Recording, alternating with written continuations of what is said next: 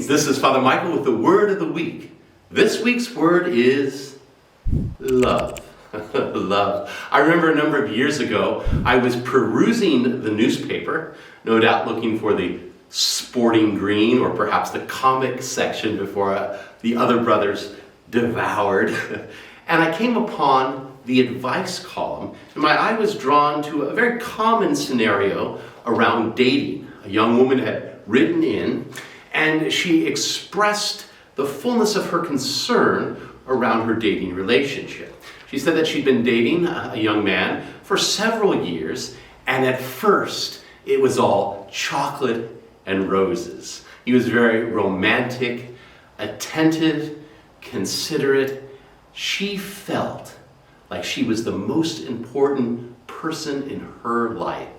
As she put it, I was in love. I was in love. And no doubt, as she put it, perhaps a proposal and even a ring was in the offing. However, no proposal, no ring, and several years had transpired, and she was coming to the realization that perhaps she wasn't the most important thing in his life. She said, he, for example, likes to hang out with his buddies and watch football or go and play sport rather than simply be with her. She says, I don't think that I'm in love with him anymore.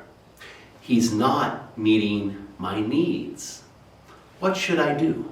What should I do? So this was the question, and I have to say the response was something kind of unremarkable, frankly. In fact, I think the advice columnist used a kind of a fishing analogy and said, well, there's a lot of fish in the sea, so maybe it's time to head out into different waters. Maybe it's time to find someone else in your life if he's not meeting your needs. What was striking to me, though, was not the advice given, it seemed a bit unremarkable, but the framing of the question. This young woman writes in and implies that love is connected with the discovery of someone or something that can fulfill all of our desires, that can meet our needs. And in that moment, I thought, wow, if this person is on a lifetime quest to discover, to find someone who can meet all of her needs, she's in for a lifetime of disappointment. Is she not? Because we are made for love, we are made by love, and our capacity to receive love is frankly infinite. There's no one, ourselves included, who could possibly meet all of our needs. It simply can't be done.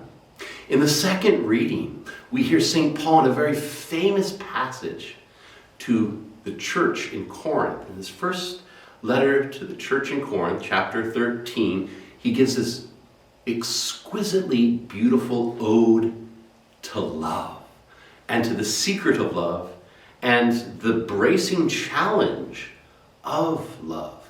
The beautiful poetry belies the reality, the bracing reality of what true love is all about. He says love is patient, it is kind, it is not self-interested, it does not seek to meet its needs, but seeks what? To meet the needs of others.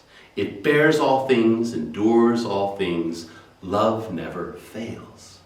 And how countercultural that message is for us in our contemporary era, in a time which often confuses feelings with choices, confuses emotions with the reality of the situation.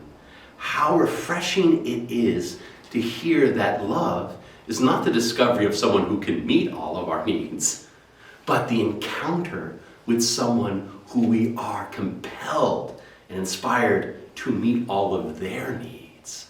Love is choosing the good of another. Love is not simply the receiving of goodness from others.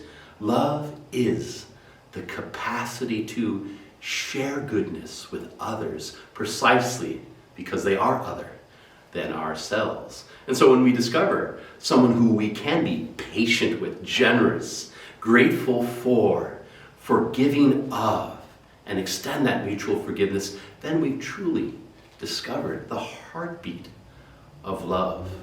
Even if you're not familiar with the scriptures, no doubt you've heard this famous passage of St. Paul. And as we hear it again this weekend, I invite you to open your ears to hear it afresh as for the first time. Love is patient. Love is kind. Love is not selfish. It does not seek its own needs. May we recognize how loved each one of us are. May we recognize that we are made by love, but may we further remember that the only way that love is born is not by receiving, but by sharing. Let us choose love this day. Amen.